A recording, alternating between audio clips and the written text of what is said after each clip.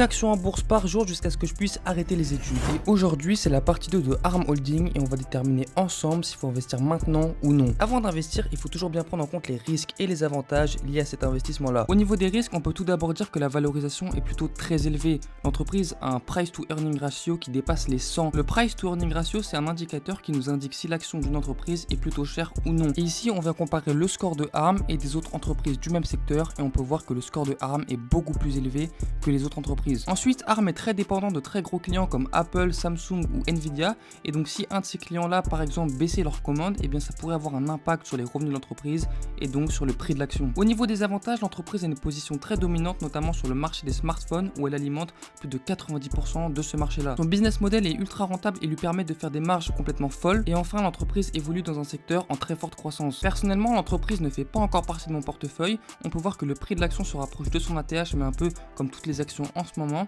Mais du coup, est-ce qu'il faut investir dedans ou non? Eh bien, étant donné la qualité de l'entreprise et le secteur dans lequel elle évolue, je dirais que c'est plutôt un bon investissement. À noter quand même que le point d'entrée n'est pas incroyable et que du coup, il y aurait peut-être des meilleures opportunités ailleurs. Mais sur une vision plutôt long terme, ça représente quand même un très bon investissement. Dis-moi en commentaire la prochaine action dont tu voudrais que je te parle et bien sûr, ce n'est pas du conseil en investissement, fais toujours tes propres recherches avant d'investir.